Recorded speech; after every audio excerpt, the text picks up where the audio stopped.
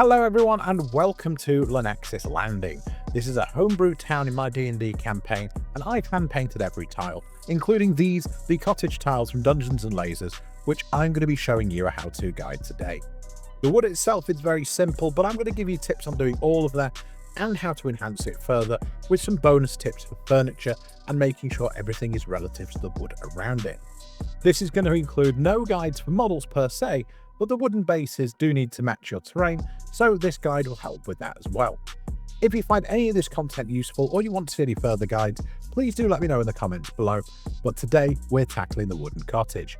Now this box normally retails for about 25 English pounds, $28, something like that, and it is the standard room set, which normally rock the traditional 21 pieces.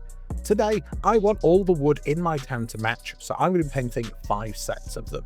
I'm going to be walking you through how to batch paint these most effectively, how to prep them all with the utmost ease, and generally how to use this kit in your setting. Now the first thing you're going to do is take all these connectors and throw them into the massive pile of all your other connectors. We have been issued so many of these over the years, you probably do not need them. These follow the traditional packing of 3 identical sprues with double-sided walls. Anybody familiar with the Dungeons & Lasers system will know exactly how this works. This kit also comes with connectors that allow you to stack multiple floors, but only 3 of them. Prepping these kits is just like any other model kit, where you cut the tab with a nice pair of clippers and sand away your little nubbins and your rough edges, mold lines with a file. However, when you're doing this in bulk and with the ease of the shape of the tiles, I do highly recommend a motorized sander. This one off Amazon for about 20 quid. You will find this all over my channel. This is an absolute must for anybody working with Dungeons & Lasers. While prepping this project, you're no doubt going to have a large pile of tiles, but it is worth separating those tabs. These are your connector tabs that allow you to attach your roofs or your second store to a previous floor. I highly recommend getting some foam. Do not use polystyrene or any that will melt under the effects of a primer. Using your hobby knife, you're going to make a small incision just enough for the connector piece to stand upright like this, and this is going to help you not only prime, not only paint, but also seal your tabs without getting your fingers particularly messy and keeping them all together. In the name of efficiency, I used Leather Brown from Army Painter as the primer. I made sure I gave them 2 coats and they all came out with a solid brown. Here I'm using Vallejo's Dark Sand as a dry brush, picking out each and every wood grain on all the tiles. This includes your floors, your windows and your walls. And not forgetting all those little clips attached to the foam. By painting all 5 of these cottage sets at the same time, I can make sure they look standardized. So to do that, we're going to be doing a batch wash. Here in this pot, I filled it with water. I'm using some ink. This is Smoke from Vallejo, one of the best paints you could ever pick up for mini painting. Highly recommend it. And some acrylic black. Test it on one of your tiles and make sure it's got a great concentration to where it sets in the recesses nicely, providing contrast with the utmost grains of the wood. Apply this to every tile and every clip. The wooden planks that make up the walls do have some small holes in them, so you will be covering your work surface. I highly recommend keeping a paper towel on hand, but one of the best ways to do this is to put down cardboard under your work. This means you can wash the total top surface and then carry them away to a drying spot while the cardboard absorbs excess moisture. Now, in the name of efficiency, I highly recommend starting with your floor tiles. By doing your floor tiles, they can be drying while you move on to the next batch. So wash these first, leave them to dry while you wash the next tiles, and then edge them with a suitable brand. Once they're fully dry, bring in your supervisor to check your work. Remember, your walls will need 2 coats, 1 on each side, so there will be plenty of drying time during this project. So I highly recommend what you do is you do your walls, quick wash, put them aside, do the floors, wash those, move on to another batch of walls, wash those, come back to your floors, do all the edges of your floors in that flat earth, and then go back to washing the rest of the walls, whether there being more of them or the reverse side. Once everything is dry, take your floors and get them spray varnished. They will be drying while you work on the next stage of the project. This is particularly useful for somebody like me with limited hobby space. The next stage is picking out a red brown. The colours doesn't really matter too much or the brand, but all you need is a deep red brown and then a highlight to it. For this, I've used Reaper's Mahogany. Mahogany.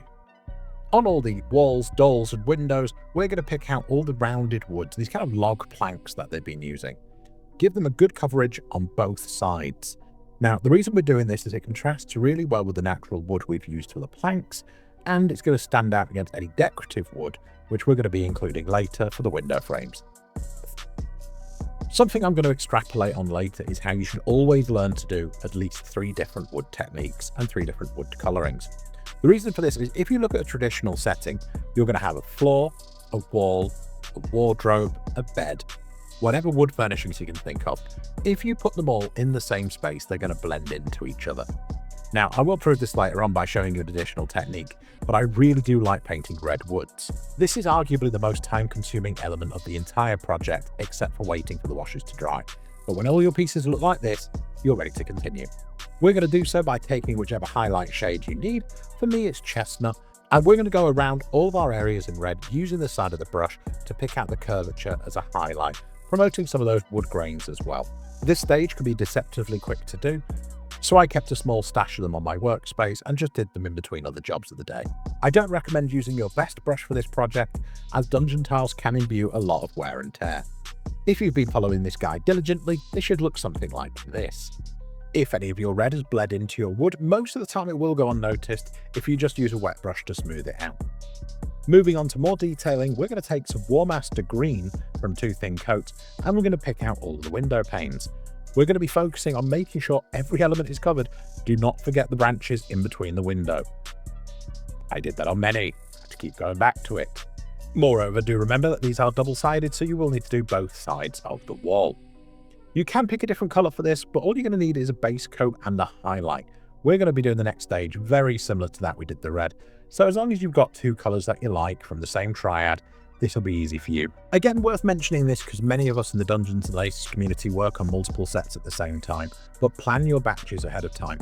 With this kit, the single wall tiles without windows at this stage could be nearly done if not finished. So what you could do is skip doing the windows, go to the end stage, and you can finish off that set. Then you can have those spray varnished and drying while you work on the rest of the batch. What I have done in the description below is included a production order for maximum efficiency, so you'd have to refer to the video all the time. While you're there though, if you could hit the subscribe button, I would really appreciate it if you did find this video helpful. For those wanting a little more vitamin me in your diet, I do stream mini painting 5 days a week, and I will be working on both Port Haven and Dusk Hollow in the upcoming weeks. You could find a link to my Twitch in the description as well, or if you want to see a gallery of my work on Instagram. Just like before, it is time to highlight the wood with the side of the brush. For this, I'm using Traitor green, the natural highlight of Warmaster green. Going around all the window frames, putting particular stresses on the cross in the middle of the window. This being a window, this area would naturally catch the most light and may also be sun bleached, so the highlight will work really well here. So again, just using the edge of the brush and don't use your best one. Now, to really sell the weathering of this cottage, we're going to use some more brown just to go around and put some scuffs and scrapes in the grain. Here I'm using Driftwood brown, but any khaki will do wonderful. We're going to pick out all the edges of the window frames and some of the grains in the red lumber. This is going to make it look a little bit worn, a little bit scraped, and being weathered like traditional lumber. My miniature painting follows a very simple rule. When it comes to the minis, they have to stand out against the background. So all of my terrain is painted with that in mind. I try to avoid flesh tones and things that kind of overcomplicate and saturate them, and I don't use wildly bright colours. These slightly muted tones of the red and the Warmaster green come out so nicely for terrain, and just bringing them down a bit with that Driftwood brown sets it in a really nice space for a photo studio.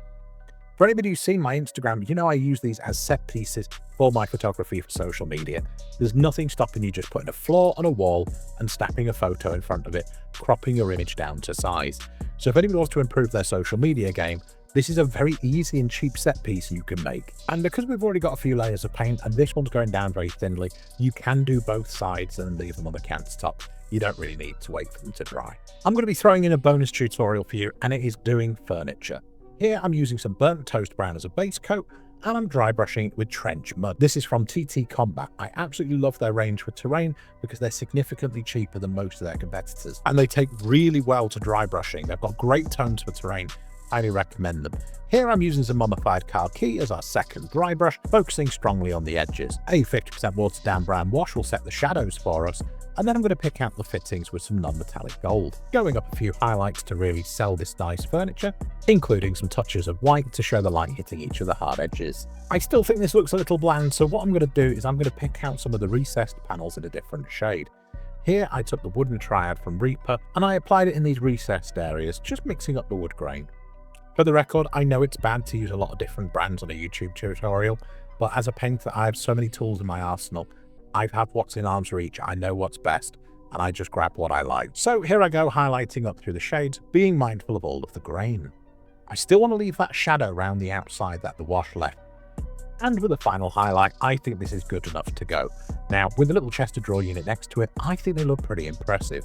Now, I wanted to include this in the tutorial for a very good reason. Now, I alluded to it earlier that when you put the two woods together, they do stand out. So you could do the walls in the colour of the wardrobe or vice versa. Personally, for the benefit of batch painting, I think this is the strongest combination. So, for me and my furnishings, I like to make them stand out looking like such. Here you can see a piece I did earlier. If it wasn't for the bright books, it really wouldn't stand out against this framing. I also find that the paler wood with the bright colouring on the borders of the windows really suit things like this element from a necromancer's study I have. So if you wanted to go with some more saturated colours and do a necromantic lab, maybe do some nice greys and dark browns in place of the red and the greens, it could work really well. Anyway, I've been Mike Moans and you've been wonderful giving me so much of your time. So thank you very much for spending it all with me. If you need a guide for Dungeons & Lasers tiles, let me know in the comments what you'd like to see, and I'll do my best to get to it. As always, a big thanks to my Patreons, and I hope I see you for the next project. And it could be a lot bigger. Could even be related to Dusk Hollow.